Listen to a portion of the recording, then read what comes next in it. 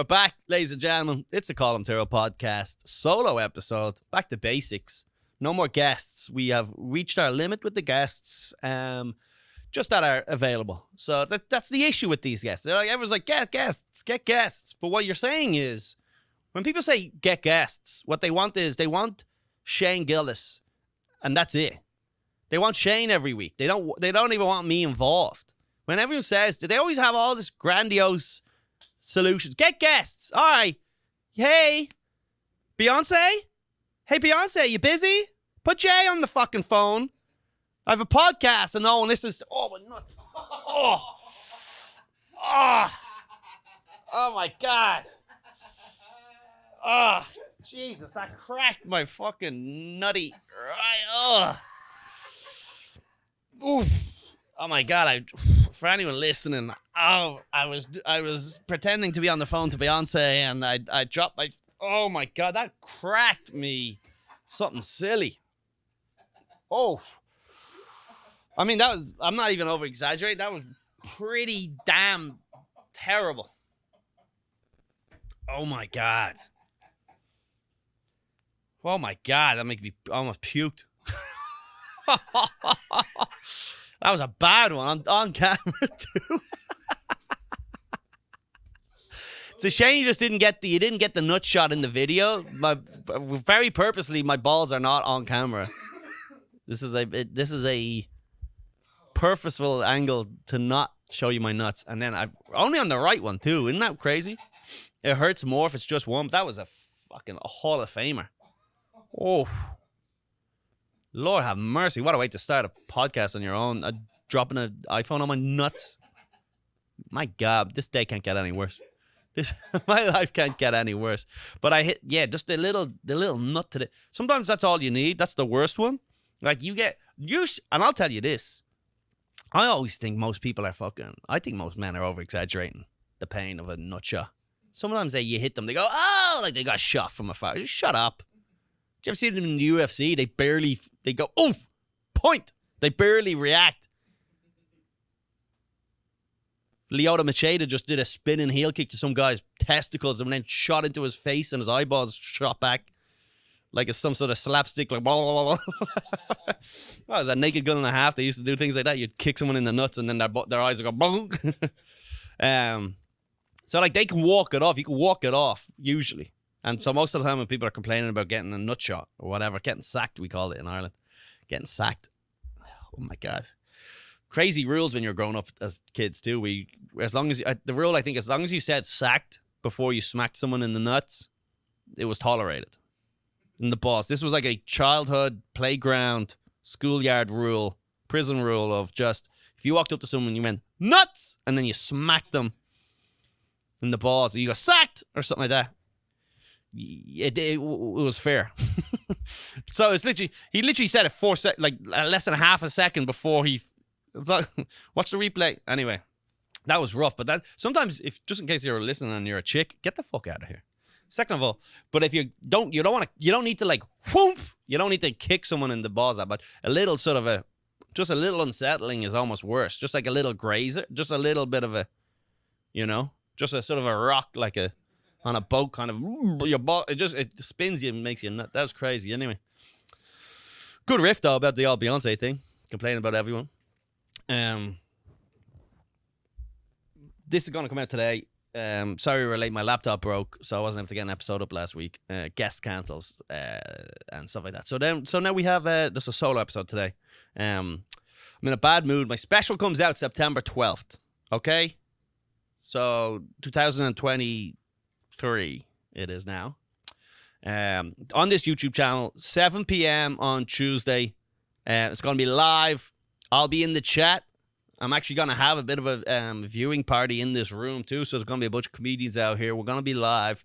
So check that out. Check out all the specials that have come out so far. We got Dave Smith, Kurt Metzger, Louis J. Gomez. I'm next. It's time for a young gun.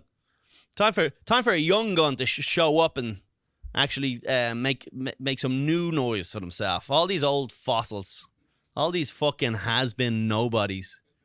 I had to sit here every fucking week. By the way, you're about to see the promotional the promotion of all of these fall off the face of the cliff. One thing I know about Lewis like, oh, everybody, check out Dave Smith, he's one of the best.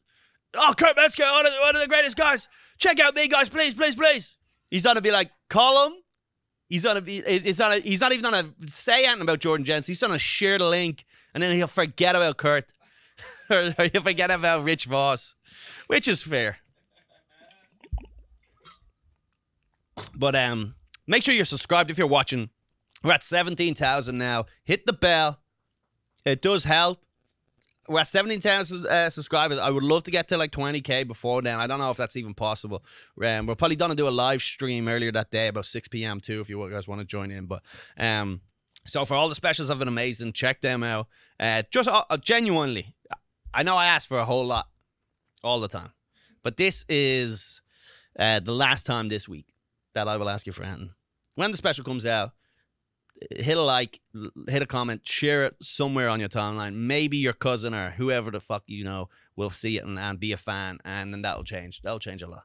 It looks good, but a lot of stress, a lot of editing, all that type of stuff. So, worst thing I did, I don't know if I talked about that on the podcast, the worst thing I did was like the day I received the initial cut. I've heard of all sorts of different things, how to react. Comedians have a lot of babies, you know, we think we're like this, and then you see it back and you're like, oh no, I don't want to, you know, it's kind of a weird world where it's like a comedian, most comics, they hate to listen back or watch themselves on stage.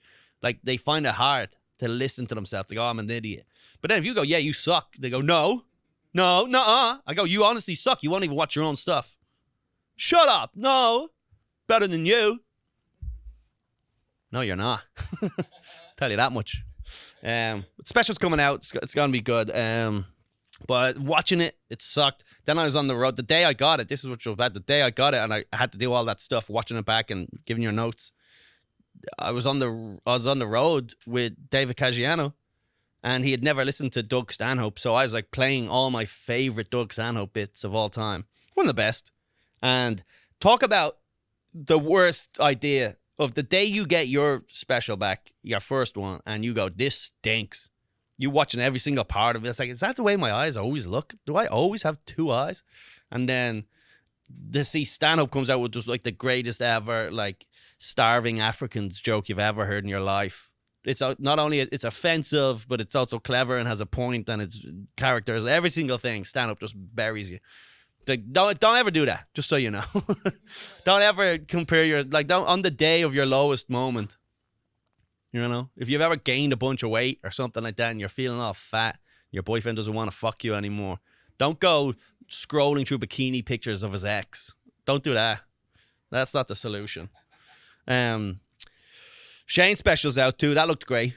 That a lot of good. McKeever really did great on that. There was a lot of particular footage. I only saw like the first few minutes of it. I'm not gonna watch everyone's special. That's fucking crazy. I'm not. I've got there's only 24 hours in a day. I'm not watching everyone's special. I'll watch the first 5 minutes and then I get it. Yada yada yada. Yada yada yada. Something's funny. Bladdy bladdy bladdy. Thank you, my parents and everyone who believed in me. Good night. Yeah, I get it. It's a scam. It's all a scam. Anything that's distracting you from debt is a scam. That's all we should be doing. Just sitting here sad. Anyway, we got some ad reads. We got some ad reads today.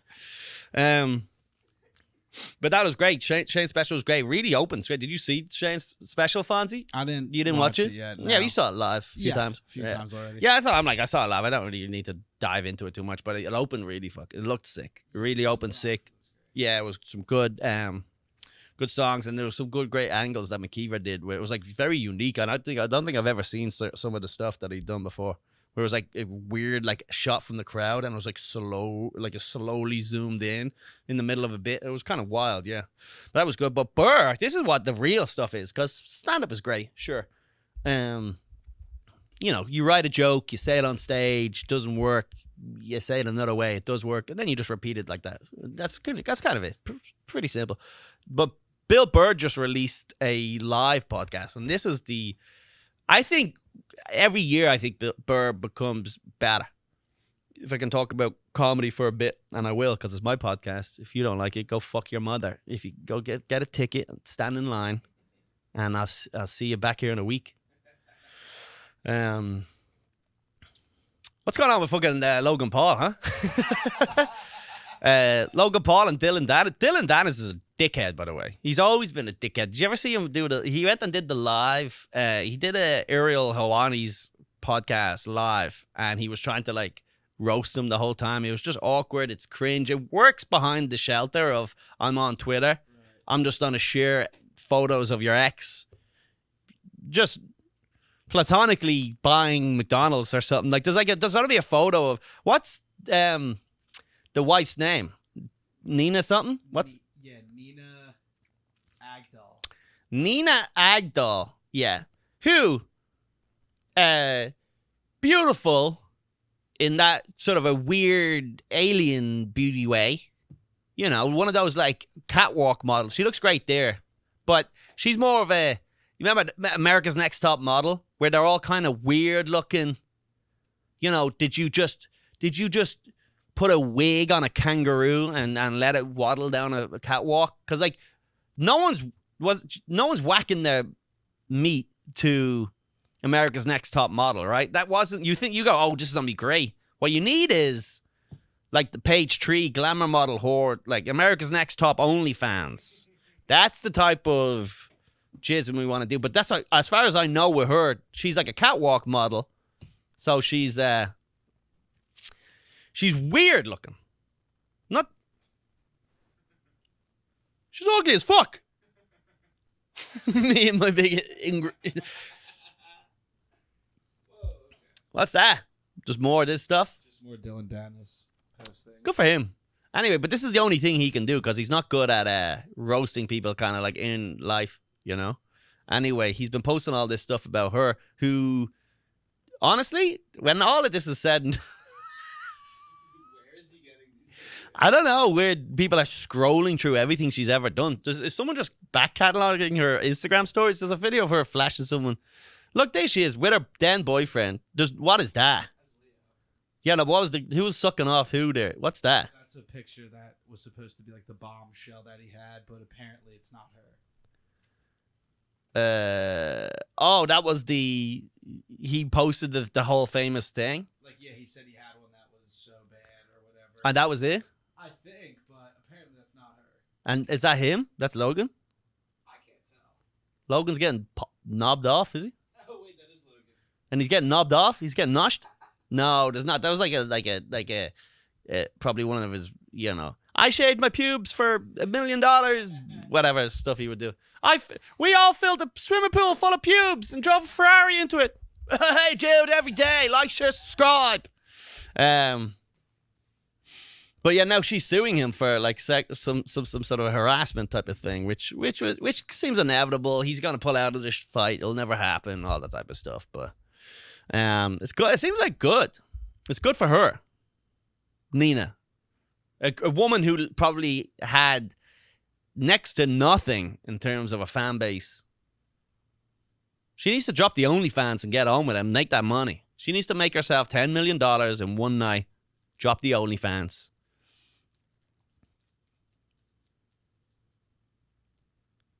I wonder if he what's the best case scenario here for all this? Anyway, Dylan Dennis is fighting Logan Paul, and Logan Paul is engaged to a model who is very attractive but also ugly or whatever. I don't know how to describe it. No offense, bitch, but welcome to the fucking club. All right, because at least you're ugly in a way that you're a professional model. You know, that's like the best case scenario. Leonardo DiCaprio cracked you from the back. Didn't take his shoes off. He was fucking Leonardo DiCaprio put his AirPods in. You went reverse cowgirl, and you just every now and again cherry vape would just blow out on the back of your neck. While you're looking at his socks. You're just doing reverse cowgirl in Leonardo DiCaprio's bed. He has his AirPods in. He's listening to the Colum Tyrrell Podcast. And then just a cherry vape would blow out. And he called you the wrong name for 4 weeks.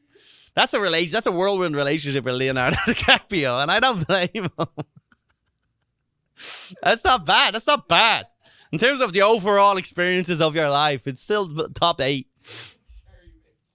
That was what he would do. There was like someone did a tell all about dating him, and it was like he would, when he had sex, he would put his AirPods in and make her look the other way. And just every now and again, the room would fill of a vape. He's just back there having the time of his life. You're not involved at all. What a demeaning way to fuck a chick. You're on top. I'm not on top. There's one thing to be like, I'm not gonna crack you open from the back. Don't even want to look at your face. He's like, nah, I'm lying down. I'm Leonardo DiCaprio. I've got a bit of a gut going right now. Leonardo's he's getting swollen too, isn't he? Every photo you see him, he's waddling around like Jack Nicholson about to spill spaghetti at a fucking LA Lakers game. But anyway, good for her. I'm just saying, look, all publicity is good publicity, good for Logan Paul, good for all these guys. They're all like gonna make some stuff out of it. It's actually kind of hilarious how deep they went on this, by the way. But it is creating this new wave of anti-Cooksville type of stuff. It's like, dude, you realize your wife actually had sex with other men. It's like, yeah, she had kids. I met her. We're both in our 50s. She's divorced. Dude, that's impure. I would never. What's your body count? I would just hate to be beat. That's what I would hate. I would hate to have my girl have more than me. That's where my insecurities come. If I dropped my numbers and she went, yeah, that plus 100, I went. I'd be just jealous of the. I don't care how much. Also, it'd be kind of weird. I don't know if I would love to meet a girl. She's like, yeah, I'm actually a virgin. I've been saving myself for marriage and stuff like that. And I go, oh, that's a whole lot of pressure there. That's way too much pressure. I just want to be a trad wife. It's like, no, you have to work. I'd rather date a whore that has a job. You know, we can't afford this. Trad wife is not. It's crazy to think that a trad wife even exists. A guy who's that rich is like, it doesn't exist. It's only one Kirk Cousins and he's taken. The rest of us are fucking fingering and cursing. That's just the way it is. Forget about these internet charlatans telling you women don't know how to cook or clean or whatever, which is true, by the way. There's a couple of things. By the way, here, just to interrupt myself real quick. Sorry, Colum, I'll let you finish. I'll never finish, by the way. I never, ever get back to finishing my point. But this kind of bullshit, you should cook. I'm not dating a woman who doesn't cook. I wouldn't date a fucking guy who doesn't cook, you know? I wouldn't date... You got to be at least some sort of... Like, I wouldn't date a chick who can't read. You know? I'm not into black women. That's mentally retarded as far as I'm concerned.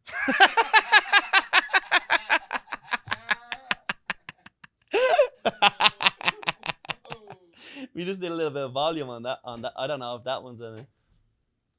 So good. Just so you know, guys, David Caggiano. I forgot all about it. That's pretty funny. So David Caggiano, you know him, you love him. Come catch me and David Caggiano September 20th, Helium Comedy Club. David Caggiano's coming down. He's going to host. We're going to have a bunch of special guest drop-ins. No one's confirmed, but you obviously, there's like 6 guys down there, so it's obviously 2 of them. So figure that out. Shane Gillis, folks. I'm not going to tell you here live. I'm telling you, folks. Where's the camera? Which camera's on me? This one. September 20th, I can officially announce Helium Comedy Club, Colum Tyrrell headlines, David Caggiano hosts. Shane Gillis has just announced that he's going to come in and do a special guest. Nice guy. Check out his Netflix special. Tim Dillon's coming down. Andrew Schultz coming down. Chrissy D won't return my phone calls. He's too busy. So come on down, Shane. Somebody, Shane, Matt, whoever you like. Cosby, whatever the fuck you need to buy some tickets to this show. I promise you it's good.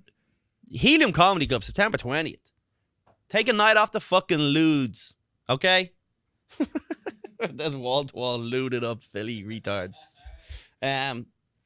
But David Caggiano replaced the sound drops with a bunch of other stuff. So I clicked the one that says retarded. That's mentally retarded as far as I'm concerned. Wait, That's mentally retarded as far as I'm concerned. why is the fuck bleeped out? David made it goes, that's beep, retarded. That's mentally retarded as far as I'm concerned. That's fucking manly retarded. It's not bad. It needs a bit of volume. Oh, there's loads of them. I don't want to click them all. I want to save them all for a little bit. I don't want to just go all nuts. We got this one that says bad guy. They don't call you the bad guy for nothing. They don't call you the bad guy for nothing. They don't call you the bad guy for nothing. Who's that? Is that Joe DeRosa? They don't call you the bad guy for nothing. Your sandwiches suck, Joe. They don't call you the bad guy for nothing. I don't know who that is. You know who that is? No. I've never heard that soundbite in my life. Yeah, he just made it up. He just Talking to was he just recording shit off the news and stuff? Like, was he actually like looking for popular things that people know? If there's no fucking Puerto Rican air horn. Puerto Rican air horn. Puerto Rican air horn. Puerto Rican. That's you get it. You know the Puerto Rican air horn. Puerto Rican air horn. Anyway, that's that. Oh, wait, what about this one? Big up the youth them way out of Kingston. All right, we'll play it along. We'll play along as we go along. But that's good. If you guys have a sound drop you wanted answered on the podcast, please head over to columtyrrell.com. Click the link. Head over to patreon.com/columtyrrell. Yeah, but you should have expectations for who you're gonna date. I don't understand. I know it's like, but like they make it kind of a genderless. Like you better be able to cook. You should just cook. They get too involved in this type of gay shit where it's like she has to do this and he better earn this. It's like you earn the money. You learn to cook. I'm not cleaning, by the way. I'm not fucking cleaning, and that's like a personal choice. I don't know if I don't expect a woman to clean after me. Unfortunately, I don't clean, so one of us has to. I'm not gonna live in a dirty house like a fucking pig, like some Romanian gypsy. I'm not living in a filthy, like a frat house. Just have shit growing in the bathroom. One of us has to clean it, and it's not gonna be me, toots. So get your sugar tits in there and scrub the fucking bathroom, right? I'm too busy hanging shelves that will inevitably fall 2 months later. Because I'm not very good at that stuff. I've got money to earn. Unfortunately, I'm very bad at it. So while I'm thinking of ideas, while I'm brainstorming and watching college football that I don't really even like, I'm just using it as an excuse to have a couple of Bud Lights on a fucking Friday morning. Get in there and clean. That's not that bad. Like I saw that thing, there's like someone I saw shared a bunch of this feminist stuff about like, if he can clean the grill, but he can't clean the bathroom. That's a red flag. That's a choice or whatever. You go, yeah, because I don't care if the bathroom's clean compared to you. That's the issue. Women, I don't know if this is true. This is one of my 4chan Reddit, like, incel things. But as far as I know, women do, on average, see dirt more than men. Like, if you were to ask a woman to rate how clean a thing is, men will be like, yeah, that's clean. And women will statistically say more often than not, they go, that's not clean enough. So it's like, I will clean the bathroom, but it's gotta be, things are gonna be moving in there. Things are gonna be living in there. It's gotta have like an ecosystem. It's gotta be like almost like a, some sort of a ecosystem. There's people protesting that I'm gonna clean away the life form that has grown in the bathroom. That's where there's only like a small forest of animals living in there before there'll be protesters chaining themselves to the tree going, no. That's how bad it needs to be before I can even clean it, but whatever. And then cleaning your grills, like, if he can clean the grill, like, the bathroom, yeah, he's cleaning the grill, you clean the bathroom. It seems 50-50. The other day, my girl asked me something about putting the clothes away, and I go, that's your job. You're the putting the clothes away thing. I'm the guy who gets the laundry, brings it down to the fucking Mexican, pays her $4, And then I come back and collect it the next day. And then I bring it home, put it on the bed. You put it away. This is a system. This is a flawless system. You don't pay the Mexican girl. You don't see the Mexican girl. I carry it back and forth. These are the rules. Put the fucking clothes away and clean the kitchen. Get me a sandwich. Give me a blowjob, bitch. What's your body count? You fucking whore! Don't lie to me. Don't you fucking lie to me. Have you ever been with a black man? Tell me the truth. Tell me the fucking truth. The Irish are back.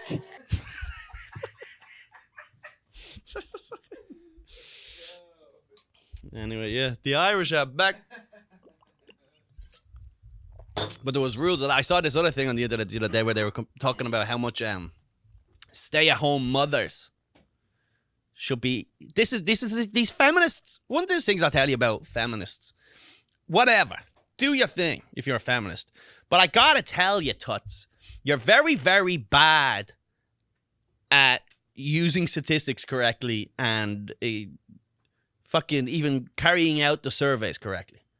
The fucking wage gap shit has been fucking imprisoned in young female brains for years now. And every time you go, well, no, that's including like kids. They're like, all the men and this or whatever. It's all fucking fraud. It's all a lie. You don't earn more. Men have more money. Yes, correct. Look at your house. Talk to your dad. Don't talk to me. Look around your house. You know? Men have more money, sure. But do we earn more money? No. For the same job per hour? No. These are the facts. You're living in a fucking dream world. I know there's literally departments. The best Alan Sugar, I think, said it, was it? Someone was like, if I was able to pay women less, why wouldn't I just have a workforce full of women? I would save 20% per year. Why wouldn't I do that? But one of the studies came out, and Google this before I talk about how stupid the study is, but I think this is a fact.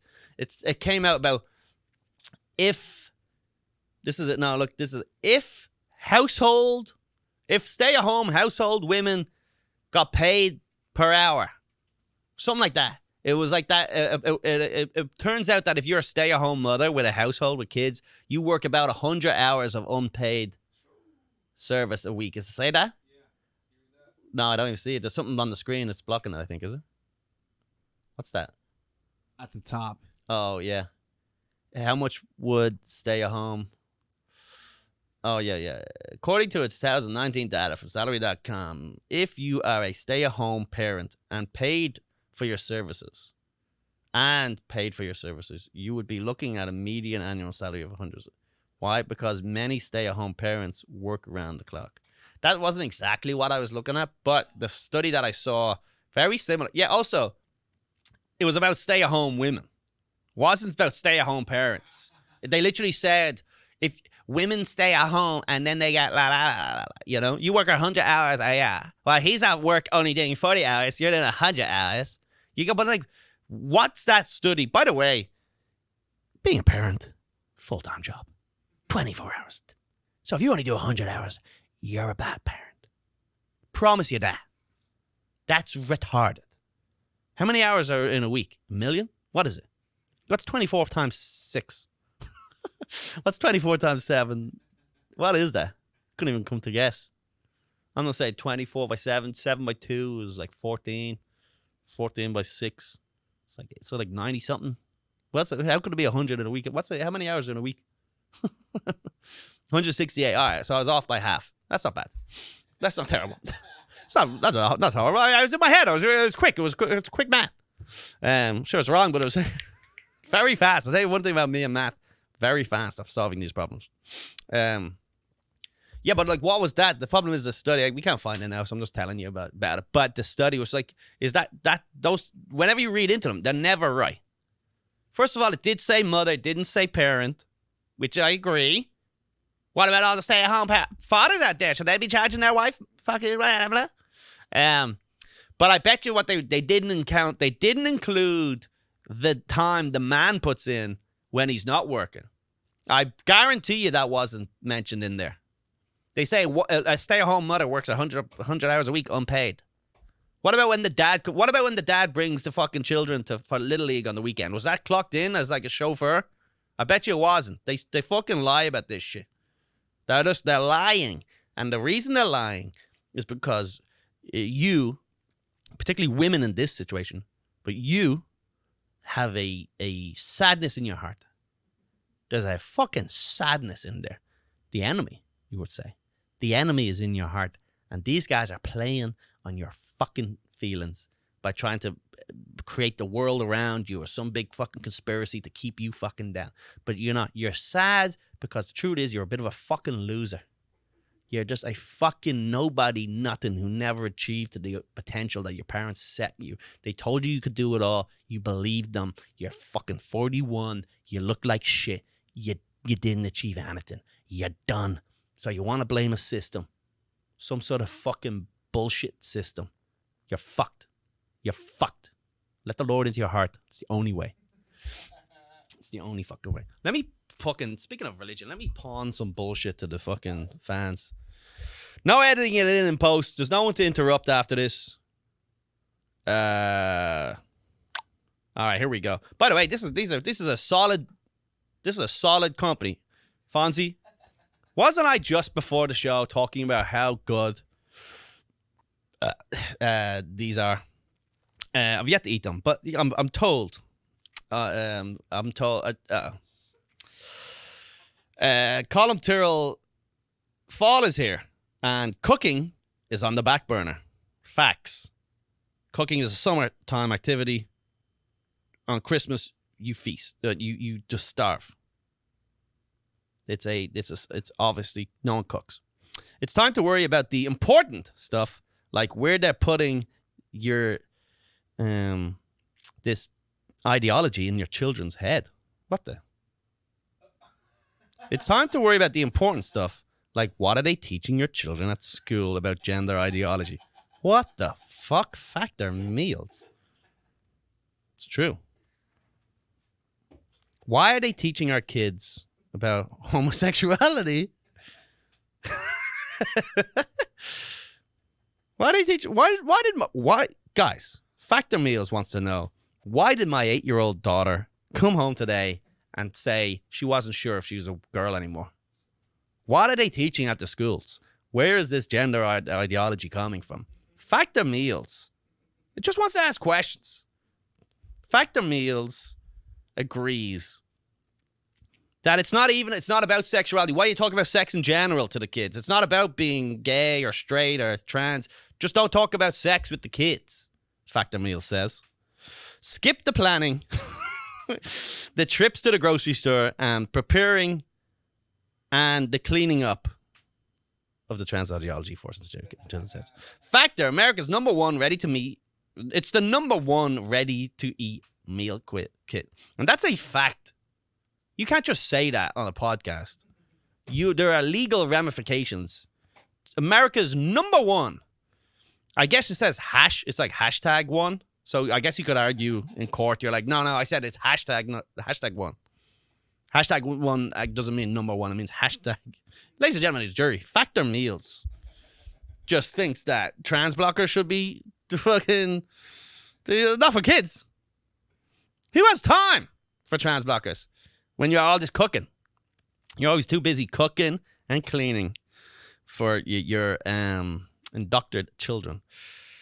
Skip the planning, the trips to the grocery store, and prepping and the cleaning. Factor's number one ready-to-eat meal kit delivers chef-prepared, dietitian-approved meals right to your door. They're always fresh, never frozen, and ready in just 2 minutes. So pretty much, long story short, are you a fat retard?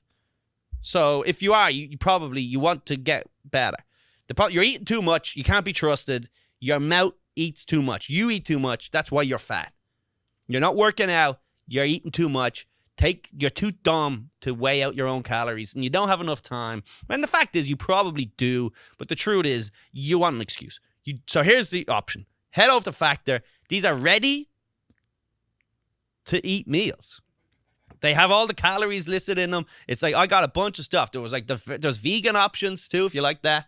There was loads of spinach and broccoli, and there was. I wish I had they actually did have a killer couple of things. There was one that was like rat or something. I didn't click on that one, but whatever. Southern fried rat or something. What was that? They're always fresh, never frozen. I'm kidding, by the way. Please keep endorsing me. Personal. Oh wait, there are 34 flavor packed up editions each week. So pretty much what you do is you sign up for this. It arrives at your door every Tuesday. They're already cold. You put them in the fridge. That's you done for the week. Don't even think about it. Head to factormeals.com/Collie50 and use code Collie50 to get 50% off. I guess you could just head over there and use the promo code Collie50 at any time, but you might have to click Collie50. That's code Collie, COLLIE 50 FIVEZERO at factormeals.com/Collie50 to get 50% off. It's not okay. It's necessary. Not bad. Good endorsements from the other kid. So I was talking about just a stand. So I'm doing my stand. I'm standing it up out. I'm all stood out. What time are we at, by the way? 36 minutes. Fuck. Anyway, so I'm fuck 36 minutes. You guys really have some nerve. Expecting an hour. Who started that? I was listening to the old Bill Burr clips when he used to record them on a fucking Nokia phone. He used to fucking record them. He would chisel his podcasts into the side of walls. That's how old Bill Burr's been going. If you ever listened to the old Bill, like the very, very first Bill Burr recording, it's like him in a bedroom with Bobby Kelly. He's like, hello, it's me. He's on his phone. He had to ring. Back in the day with podcasts, you used to have to ring a number and they would record it on their end. And then they would send you back a file. Or they would upload it to a website or something, and then you could take it from there. Some weird thing. But you'd have to ring it. They were sitting around like our phones. Bobby Kelly and Bill Burr going, hello? You fucking queer?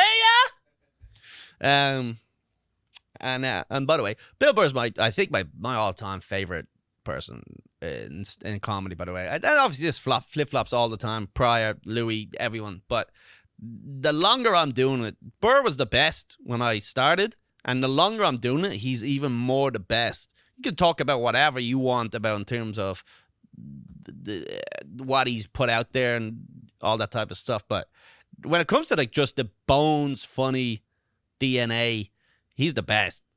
You know, this podcast is good, but go check out Bill Burr's podcast because that's pretty damn good. I won't see you back. You won't be back. Go to check out Bill Burr's podcast. Hear him talk about salami or whatever he does. And he's ranting about salami, and it's good. It's just good stuff. But he released in the world of specials in terms of trying the joke, doing all this stuff. Burr just released a live podcast, which is pretty much and I think this is the epiphany, the top, whatever the top of comedy is. Because a lot of people talk about like, there's a couple of things that, like, with stand-up, you have a story, something happens to you. You have a story, you tell it on stage, they like some parts of it, they hate some other parts of it, then you repeat it again and again until it's full of lies and moments and all that type of shit. And then that's fine, right? When you say a new idea for the first time and it works in front of a live audience, that's the best feeling in the world. Not even like, oh, I'm going to tell this tonight, this will be funny, and then it works. That's good. That is good. That's the best. But the best feeling is like, when you sort of riff a bit, where you just go, oh, like you make a mistake and then you riff on the mistake and then you go into when you actually go into a fucking thing, not just like a funny joke, but you dive into like Dunkin' Donuts. You go, oh, what's the deal with Dunkin' Donuts or some bullshit you say like that. That's the best. So, but no one can do it. If you could, you would probably just do it every single night of the week. You would go out and just free flow, stream of consciousness. And Burr released a podcast, which is 2 hours long, which is just him. Can we play anywhere without getting demonetized, or we don't get like some sort of a thing? I guess just show the photo of him. YouTube. I know, but if his is monetized and then they have like a copyright thing on it, you can't just share anyone's YouTube stuff. I think you can show the image of him. There he is sitting there. Oh, Billy Redface. Fuck you. My wife's black. That's what he's always bringing that up. I don't know what he said. Fuck you. My wife's black. Why do you put on a mask? I'm Bill Burr. I'm rich, but I'm mad all the time. I'm Bill Burr. Oh, fuck it. Someone scratched my Maserati. Ah! Woe is me. That's his whole act, isn't it? Oh, God, will you fucking get out of my way to my Maserati? I used to drink. I got too mad when I was drinking. And now I don't drink. You know what it is? And I feel good for it. I do shrooms. I did shrooms in my 70s when it was way too late for it to really have any impact on me or the people around me. Bill Burr. But he's the best. I honestly think he's the best. I you know, can argue with other people, Louis and all that stuff, but Burr's just the effortlessly will forget stuff that everyone else will be like, that's the greatest bit of all time. So go check that out. In a sea of all these heavily produced and rehearsed stand-up specials, go check out Burr. Because I re-listened to his podcast recently because I used to listen to it a lot 10 years ago. And like, really, and there's a stark difference here between him and me in terms of the, just once he got that, Burr's way, his flow of rambling about nothing is just incredible. You know, like you can really listen to him and go, this guy's not saying anything at all. But there's something about the rhythms of it that's nice. Or he has a way of flowing in fucking silly things, even though it doesn't matter. He's like, I bought a sandwich. Like, it's funny. But then what happens is check out patreon.com/Colum Tyrrell. When I do my solo podcast, sometimes I'll be talking and then I realize I haven't said anything funny. So then you just like automatically splurt out something stupid. Like you're just like talking and then you realize you kind of bore yourself a little bit. And then I need someone to rescue this fucking sentence. So then you just go, kick chicken. Like, what? I'll be in the middle of a fucking story being like, all right. So I'm at the store, and I'm trying to buy this chicken. And then I realize that I go like this, and then I'll just go, so I'm the next thing you know, I get the chicken! Just out of a panic going, this is kind of what you gotta do. I realized that recently with comedians, especially these younger, because all the comedians I work with really are younger than me most of the time.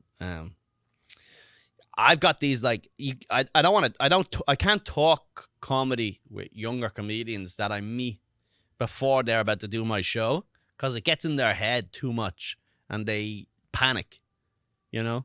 So if I go on the road and there's a host there, and then I go, you know what I like in a host? I like when a host comes out and says, hey, here's the rules for tonight. I'm going to be your host. It'll be a feature. Colum Tyrrell's going to headline. Make sure you do this. Make sure you do that. And, you know, get a feel of the room. I like when they do that. And they're like, oh, yeah, cool, yeah. I'm not telling them they should or should not do that. I'm just saying that's what is expected. And then you'll see a comedian and they've drilled in that 10-minute bit. Like they've got the 10 minutes of material in their head drilled in. They're practicing in the mirror for weeks. And then they'll go on stage and they'll start it off and they'll be like, hey, so I'm actually pretty tall. And hey, give it up for Colum Tyrrell. You'll see them like panic. They're like within 40 seconds of their, like, it's too much information. I've seen people just abandon bits to be like, all right, clap it up if you've ever been a comedy before. All right, cool. And then they go back into the story and it's like, all right, just do whatever the fuck you think is going to be. Doesn't really matter.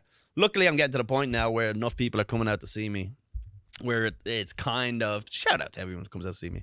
It's kind of getting to the point where it's kind of like, they're just killing time, you know?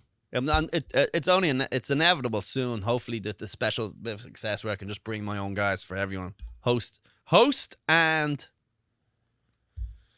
feature on Collie's dime, and then I don't have to worry about any of that other shit. It seems like the most fun. All guys, by the way. I'm not bringing any chicks. Make no mistake about it. There's no diversity here.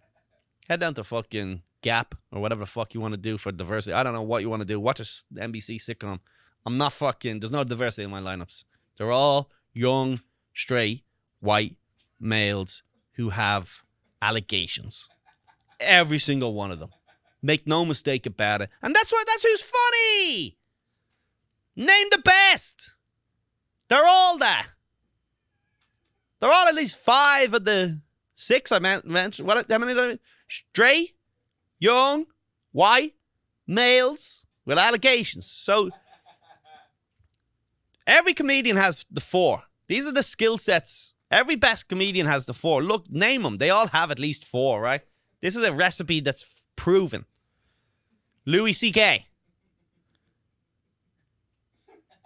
Straight. Not young. What was it? White? What was it?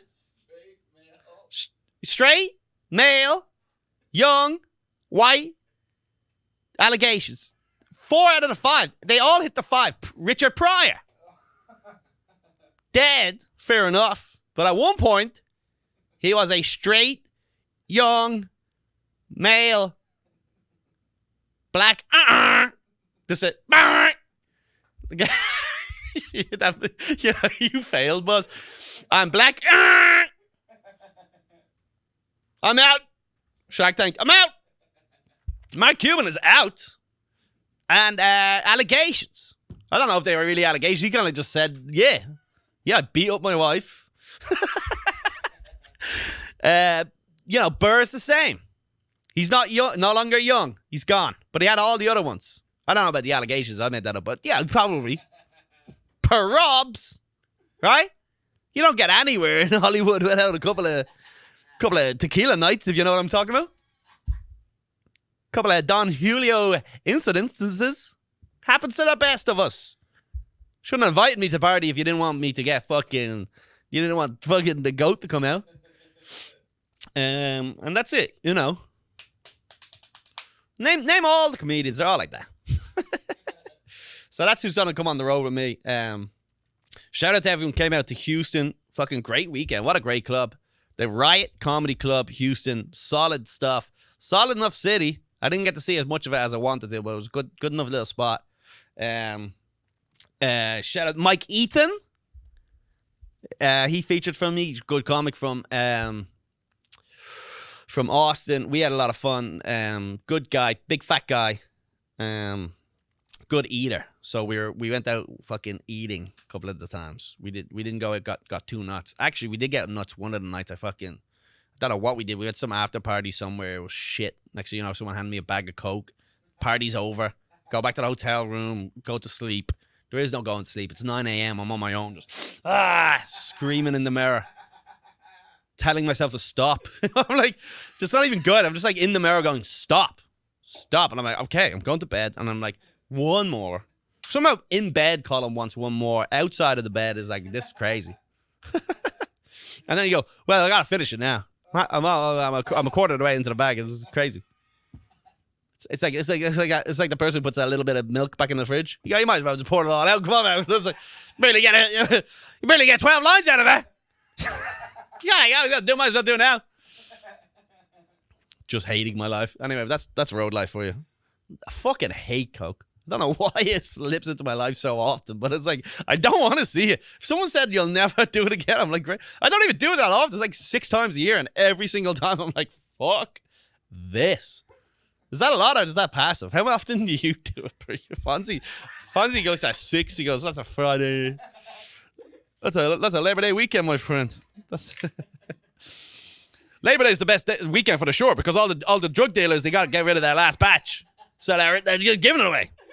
All these guys bring in it in bulk for the summer, and then they got to lower their prices because there's no customers, you know? Labor Day weekend, down the shore, your head will be ringing. A lot of fucking tomato guineas walking around. Big red-faced guineas coked out of their banger. The reddest faces of all time. Just red-faced guineas up and down the boardwalk. Dude, it's Labor Day weekend. They're giving it away. It's like a Black Friday sale. That is a funny idea, the idea of some sort of a last... This is the scam. Have you ever heard something like that before? Yeah, like football season doesn't start in a week. Of course. There's no such thing as, I got a bunch of Coke I can't get rid of. That's not a sentence. Unless you're like, dude, I've got a stash here that will give me 40 to life. I got to get rid of this. That's what you're talking about. But in terms of like your common little Puerto Rican, there was a guy in Woodside called the Greek. The Greek. Suck these big Irish balls. Suck these big Irish balls. Yeah, that's all right. We'll get rid of that one. Too much going on in that one. David Casciano ruining the pod and he's not even here. That's skill. That's a skill set right there. I'm not gonna get in trouble for all that factor stuff, right? Anyway, whatever. Oh, I don't get paid $2,000 today? Whatever, I don't need it. I don't need your fucking $2,000 to advertise your fucking blood shit. Your blood money. I'm not helping you fucking cipher off your blood money. Anyway, this next ad read comes from a Nigerian prince. Hello. Welcome to the Colum Tyrrell.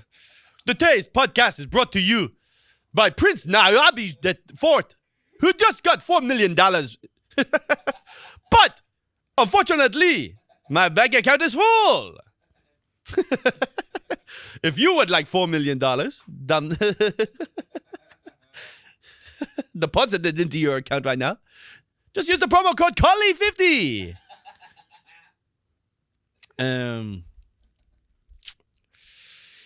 Anyway, whatever I was talking about, I forgot everything I was talking about. But I was down in Houston, great fun, a lot of fun. Went to see Joel Osteen, folks. Joel Osteen. By the way, I don't even know what the name of the church is. What is the American preacher, televangelist, businessman? He's talking about elite level. Someone told me him and his wife got divorced. That can't be true, right? See the one on the right? Scroll down on the right there. Just scroll down a bit more. Keep going. Yeah, right here. There, Victoria Osteen. Is that the wife? Yeah, they're still married. Yeah, all good. 62. Older lady. He's 60. He's 70. Oh, he's 60. That's nuts.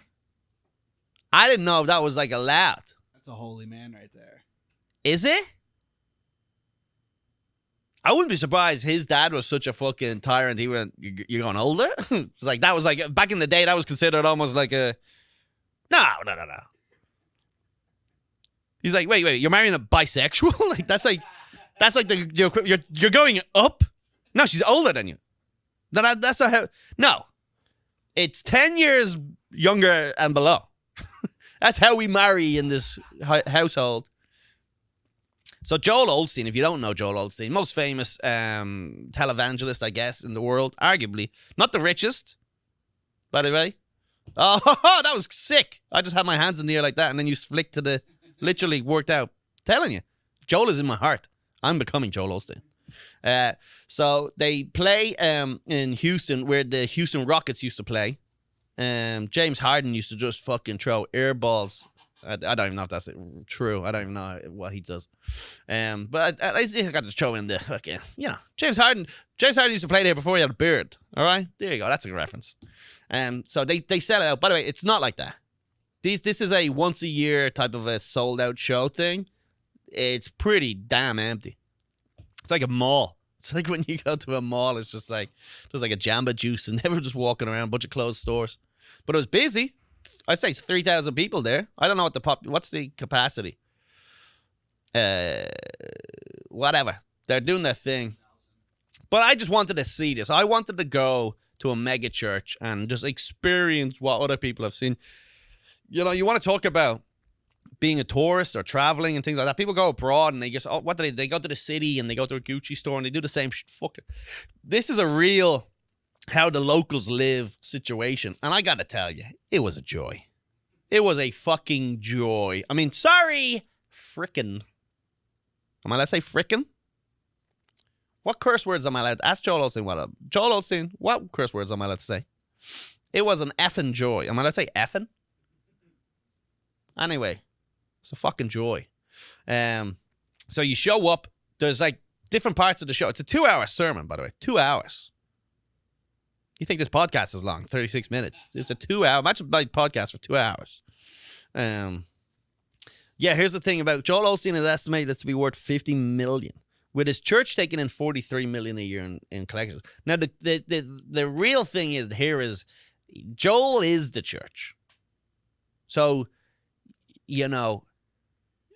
having a this one's $100 million. It says having a personal net worth of $100 million is like, sure.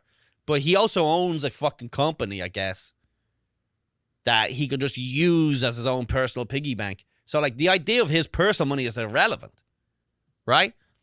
Like, Elon Musk doesn't have $1 billion. He's not worth, like, I guess you could argue he's worth $1 billion, but he's worth that in stock if Tesla sell all their stock and all that type of stuff, right? Anyway, that's my dumb 2 cents into it. But I don't even care. I understand all the hypocrisy of religion, all that type of shit. I just wanted to go out and experience what was going on. We show up. By the way, we walk in. You walk straight in. There's just a bunch of kids greeting you, saying hello, welcome to the Lord, or whatever. You walk it out. Everything seems nice. You drive in. It's best stadium I've ever walked in and out of in my life. No, there's no ID. They're barely even checking you for guns. I don't know if they check you for guns, but I think it might have been. I don't think they're allowed.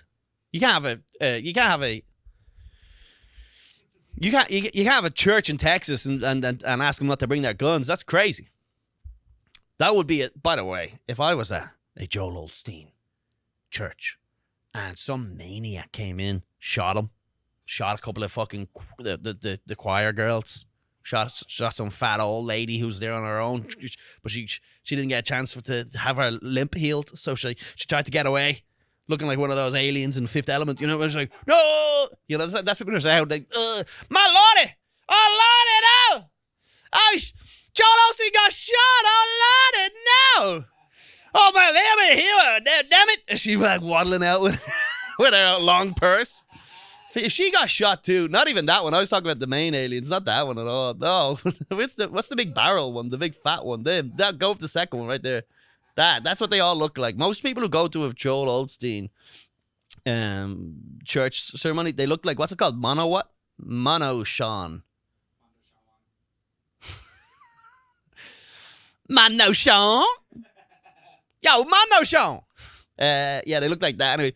But if I was there, again, I'm not rich. I'm never wishing death upon anyone. I'm just wishing to experience your experience also, and to be a part of some sort of a radical, you know, some sort of like a trans kid type of fucking fucked up situation where they just come running in, shoot a bunch of, like, he got assassinated while I was there. I'm just telling you, like, God has a. Of all the times for me to go to church, I'm the one time Joel Osteen got his head popped by a sniper. That is solid good. There's someone's great-grandfather was there when JFK got shot. And has that. Yeah, it was horrifying, but at least we don't have to hear about the time his car got impounded anymore, or whatever. Like, you know, that's just replaced one of his shit stories. I'm telling you, I would be, if I was at Joel Osteen and he got shot, Rogan would be the next day. I would jump in my car, wouldn't even talk to the cops, and I would drive to the compound in Austin, and I'd be banging on the door while the security guys go, back away from the compound! Back the fuck away from... I go, let me in! And they go, you're unclean! Ding-ling! Rogan has like a big, huge fucking compound with security walking around and a moat. He like in The Last of Us, kind of. No, get back away from the fucking.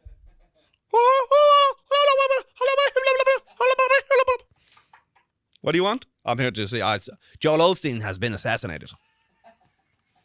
I do not believe it. Little Rogan with his staff real high. I don't believe it, man. That's Tim Dillon's. They fucking shot Joel Osteen, man. I can't do. I don't have a Rogan effect. I'm literally just stealing Tim Dillon's Rogan, but it is so funny when you hear Tim Dillon do a Rogan. You go, what? Doesn't make any sense at all. And then you listen to Rogan, and he's like, welcome to the podcast, man. Yo, that's it. Fucking crazy, man. The masks don't work, man. I'd show up and go, Joel Osteen is dead. I come from Message of the South. I rode through the night. 2-hour drive. Took a wrong turn. But Joel Osteen's dead, Joe. I already know, for I ordered it. 'Tis me, Joe Rogan. Fun little pod today. But yeah, so I went there. Whatever about the Holy Ghost and whatever. It's a fun day out. And this is, we talked about this on the Patreon. Go over to patreon.com/Colum Tyrrell. But I'm talking about I'm finding the Lord. I'm going back into it. Whether it's Tony Robbins, you know, the speaker who goes like, you got raped, or maybe you didn't. That's what Tony Robbins says. He goes, oh, I got raped. You're walking around crying, boo-hoo. Oh, boo-hoo. The guy I thought who was nice didn't take no for an answer. Boo-hoo. Or, pop, you grab it, you squish it, grab the little bit of negative, grab the negative memories, squish them like a grape, make yourself some wine. Now, give me your money, Tony Robbins. But like, that's the message. He got in trouble for that. He's like, walk it off. That's pretty much what he said. He's like, if you got pain, walk it off. If you've been in pain, walk it off. You didn't get the job you wanted, walk it off. You crashed your car, walk it off. Girlfriend leaves you for another guy, walk it off. And then she was like, I got raped all the time by my dad, walk it off. And it went viral. I was like, it's not the solution there, Tony. But I guess this is the problem with all of this. Every message is flawed. And I do believe religion created... The reason most religions stuck around, I believe, for so long is because it works for most people. That's my theory on it. I don't know if it got stuck around. The idea of a community has to help. The idea of ritual helps. These are just things that help, no matter way you do it. So if you have a structure in your life, a schedule in your life where you go every single Sunday, I go to this place, or whatever day. Is it Sunday church day? Sunday? Seems crazy. It should be Saturday so you can go nuts afterwards, but what it should be. I don't know why. It just doesn't make sense to be like have me out partying on a Saturday night. In the background, I got to wake up and listen to fucking Corinthians or whatever. It just doesn't make sense. But anyway, that's quickly, I'm changing it. Collie's church, Saturday. Friday at 4. Summer Fridays, go to church, straight to church. And then after that, go nuts. Forget about everything you just learned. You've just repented. You just forgave. You just asked for forgiveness. I love that about Catholicism, by the way. If I'm cherry picking religion, if we were just on the cherry pick little bits of religion, here's the thing. When you meet up with 3,000 people at a big, huge mega church like that, the production is insane. This was like when me and you went to the Tonight Show. It's like you walk in. That's more people are watching that mass by far. If I did 5 minutes of jokes on Joel Osteen's Sunday service, this show wouldn't be airing right now. I'd be in a fucking gold Rolls Royce, just fucking molesting the fuck out of That's mentally retarded as far as I'm concerned. That's what I'm just saying. I would be. That's like, because it's a production value. And then it's not just him. There's a bunch of sermons, right? So you go in, there's a bunch of sermons. Joel is standing there doing a meet and greet. I walk in, he's there. He is there. Like just standing there. 4'2", just head to toe full of Jesus.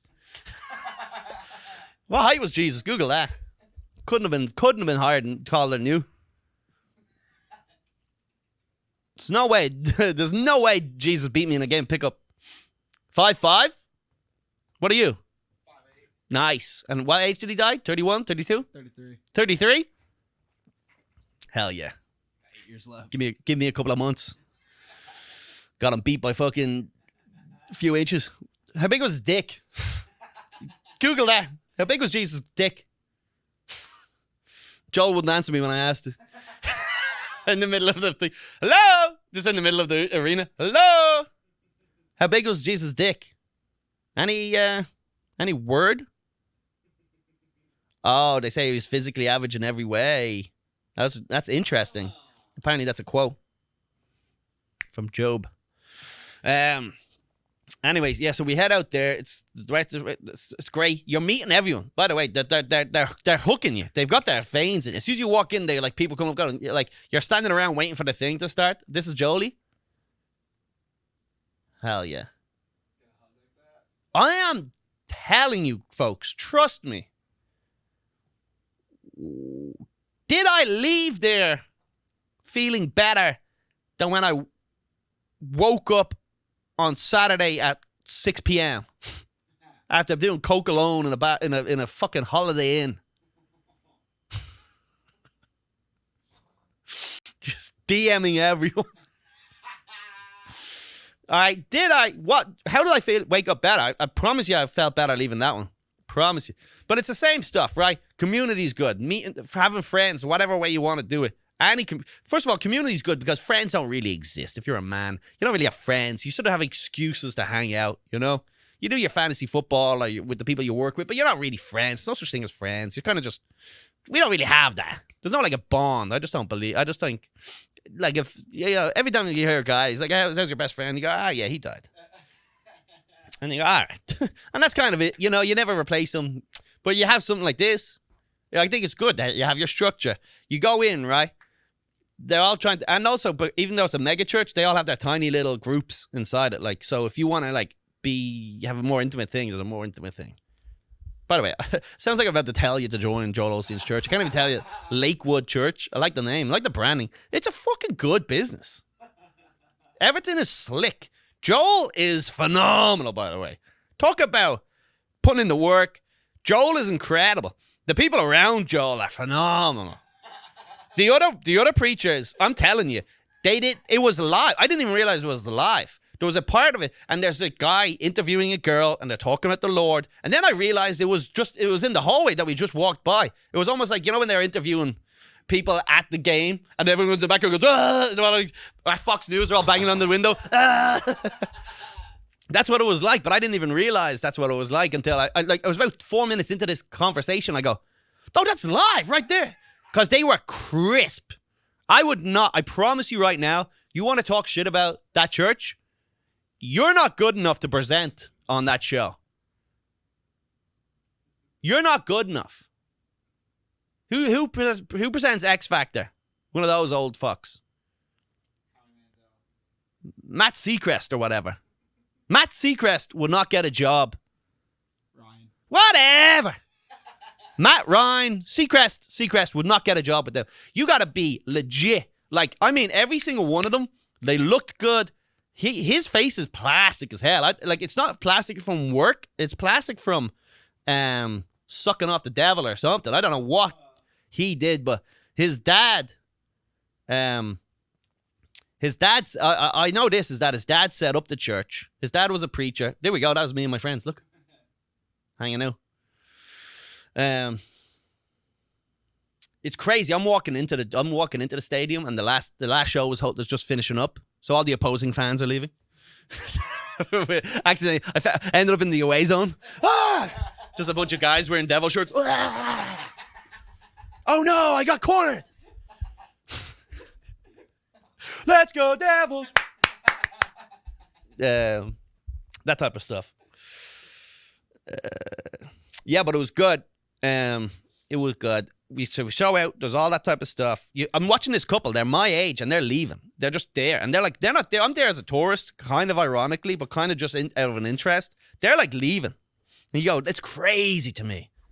I expected everyone to be like old, poor, like looking like they're on their last legs. Like every church I've ever walked into. Do you ever go into a funeral, like a Catholic church funeral, and you're just like, to the left, you'll just see like a bunch of random old people, and you go, "What are they doing here?" They go, "They think today's their last day, so they've been coming here every day for the last 4 years. They're just sitting there covered in piss." Going, have you ever seen that? In Ireland, you will get strangers show up to a funeral and just hang out because they love like church. Like they just sit there and they kind of just pray, and they're just old. They're just like old prude. That's what they do. They just go down. They've been doing it their whole life. That's what they do. Everyone else is dead. So I'm just going to go down to church. At least I can talk to them, I guess. 1 foot in the grave. So we're there, whatever. Doing the whole thing. Quick backstory just about it. His dad set up the church, as far as I know. Tiny little 1950s, like a preacher. He just like, this was back when you would just have a room on Main Street.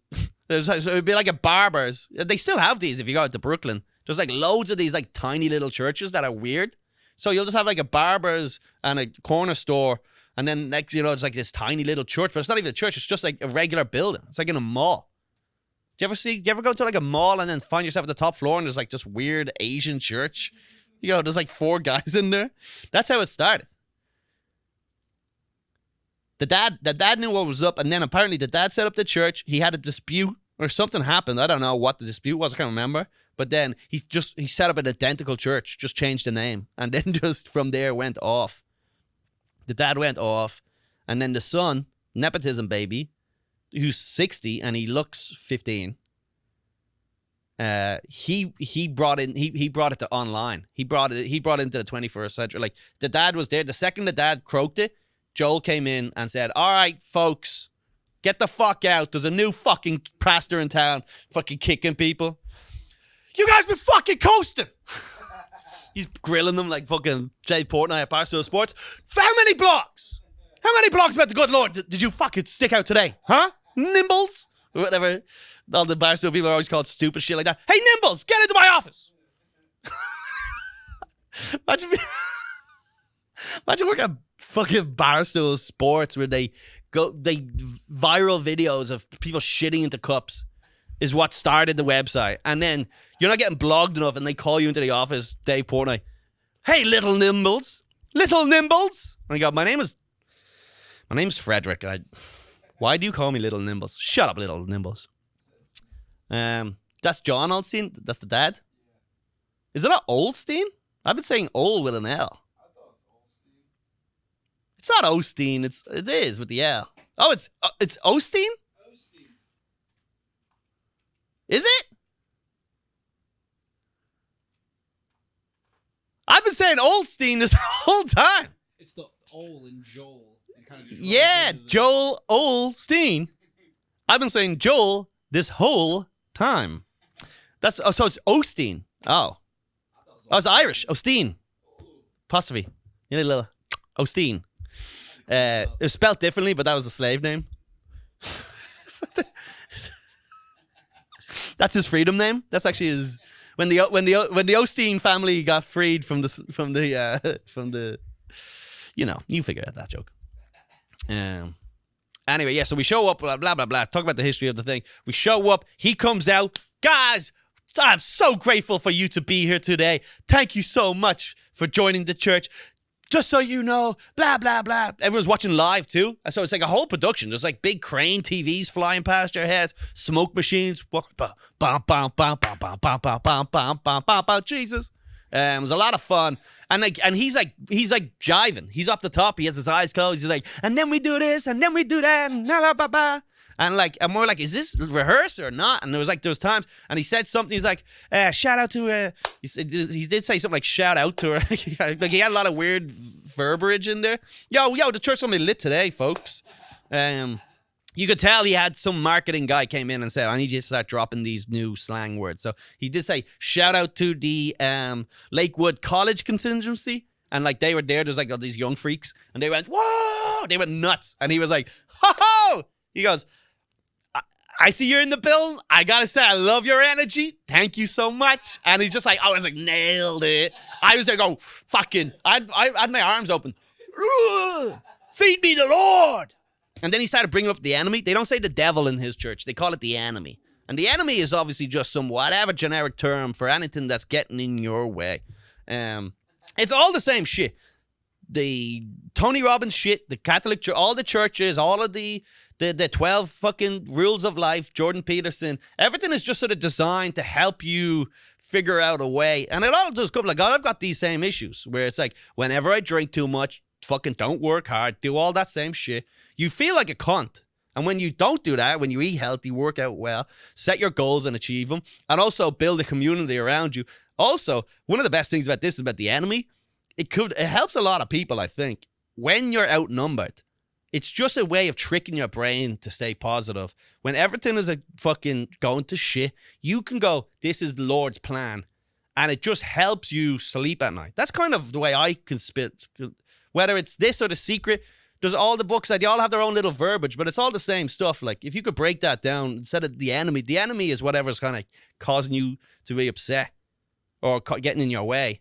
So we could call it the devil. That's the devil within you. But if it helps you deal with that, I've always loved in Catholicism when someone dies and like I get to go to that person and go, they're in a better place. That's nice. That's comforting. I don't believe any of that. No way. But like, it's a nice thing. And it's nice to, I think, if someone's really down on their luck, to be like, nah, if you can go, the Lord will save you. Forget about the Lord. Just make it any bullshit name. Just say Colum. Collie. Pastor Collie will save you. I think it all works. I think it's good. What do you think here? What's your what any questions, sir, Fonzie? Yeah, I mean, But you understand what I'm saying, right? absolutely. I don't believe in like the eternal sin type shit from the Catholicism. I don't believe how boring Catholicism is. I don't like the stories too much. They overanalyze Jesus and his stories. Yeah. Like there was a time when Joel came out and he starts telling me the story and he's like, there was a woman. Let me tell you a story about belief and Jesus. And he's like, there was a woman. Blood disease. Dying. She's dying of a blood disease. No one could cure it. She went to all of the best doctors in town. Saw them all. No one could cure it. They said, we cannot cure it. But she said, Lord, will you save me? And the Lord saved her. So belief will help you through. Yes, we take modern medicine, but belief is needed with it. And, you know, I knew where I was coming from, whatever. This is a story from the fucking before Christ era, by the way. So blood disease was like, what? She had a period maybe? And then like she was getting a period every month and then she lived to 40 for the first. She's the first person ever to see north of 40 back then. So she just stopped having it. Like all that type of, but you know. So they do start off with their affirmations, by the way. This is like your girl shit. It all does work. They start off the ceremony with your affirmations. I am strong. I am kind. I am this. I am that. I do not touch kids. I don't watch porn. I will not respect other religions. All that type of shit. And then he goes, by the way, here's 30 minutes of the best music I've ever heard. He leaves. The place turns into a concert. There's rows of choirs. And they're all there going, oh, happy days, or whatever. Or they're singing, the enemy is outnumbered. And where they're going. And it's like crescendo shit, like, bah, bah, bah, live band. Oh, bah. And I'm there going, Lord, take me, Lord. I'm Holy Ghost. Yeah, it was great. Then he gave all that speeches and he went away. And, you know, it is what it is. I'm glad I got to experience it. I'm actually going to try to go to more religious stuff. I've got a bite for it now. I want to go up to Harlem and see a proper. I was going to say, you got to see a Baptist church. I want to go to a Baptist church for sure. Yeah. I feel like I need pre-written permission to just be like, hey, just so you know, I'm showing up. I'm not here to kill you all. I'm not here to mass shoot you all. I wouldn't trust me if I'm at a black church in the middle of Mississippi or something. No, I walk in all sunburned, dehydrated, head on me, a backpack. I'm not good. Oh my God. They all start waddling out like the aliens. Oh God, and Jesus, no, not again. It's the ghost of Joe Osteen. But it was good. Look, if who's religious, let me know, because I personally am on a kick now of being like, what can I take from all this stuff? You know, Russell Brand's always telling me about all this shit. What can I take? Because I watched Kirk Cousins. Shout out Kirk. On the NFL thing. Did you watch it? On quarterbacks? No, that's the second Kirk Cousins reference. Oh, you got to watch quarterbacks and come back next week and let me know. Because Kirk Cousins is a wackadoodle. And he might have helped me on my path towards Jesus.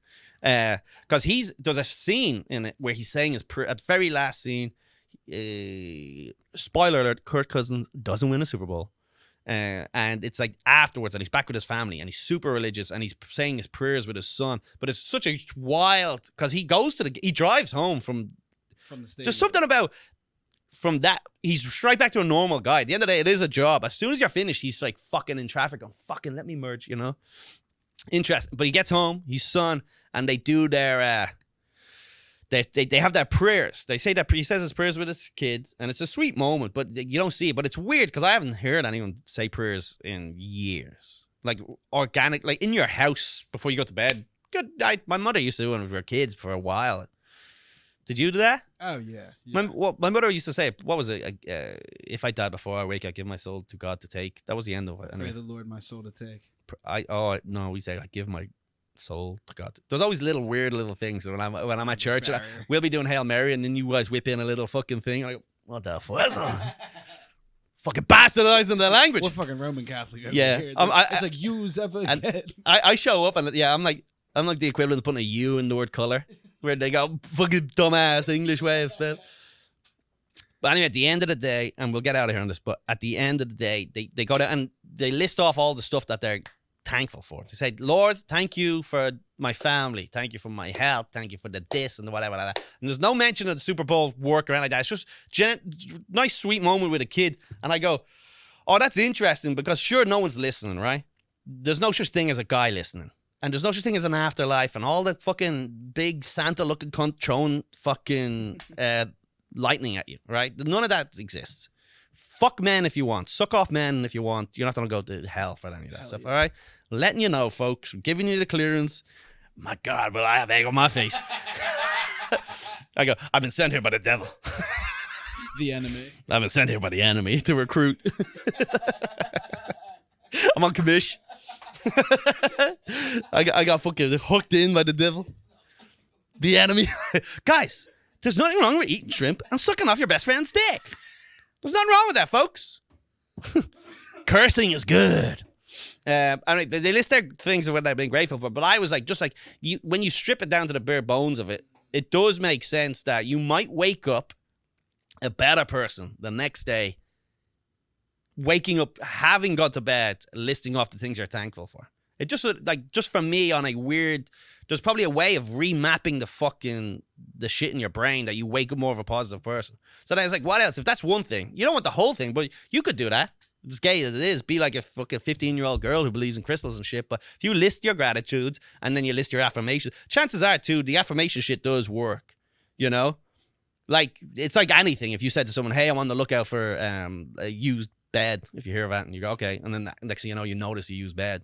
That's not the world in design, that. So you spoke it. So that, same with yourself, where you go, opportunity, wealth. That stuff, it's in your mind. It's on your mind, you know? So there's just a lot to take away from it. Joel Osteen, fair enough. I didn't give any money. By the way, it's free show. You got to pay to be in the center court. I did not know that because I wanted to watch it from the fucking bleachers. I wanted to take it all in. But next time I'd be front row fucking knowing the words. Oh, I was doing the whole like, yes, Lord. Like I had my arms wide open like the Y in the YMCA because you have to, again, I was like, what? I wonder what this is about. You got to open your arms. Yeah, I was high too, by the way. I was fucking vaping in the back of the fucking thing. I was like, if I'm going to talk to God, I need to really allow myself to get into this. I needed to squash out the enemy with the weed. But it was good. But I'm just saying, look, there's a lot of that stuff. Do your affirmations, all that stuff. Figure out a thing. Create a routine. It also reminds you to be like, it gives you these reminders of like going, oh yeah, I will be nice to people. So then maybe during the rest of the week, you might be nicer. If you can do all that perfectly without drugs, if you can, it's the same way of just drugs and therapy and The Secret and 12 steps of life and all that type of shit. It's all the same type of shit. At least with this one, you get a concert, you know? I've never seen Jordan Peterson. Oh, happy days. Oh, happy days. Oh, happy days. When Jesus was. When Jesus was. Yeah, man. Oh, when Jesus was. Just a duet of Rogan and Jordan Peterson. Oh, when Jesus was. Yeah, man.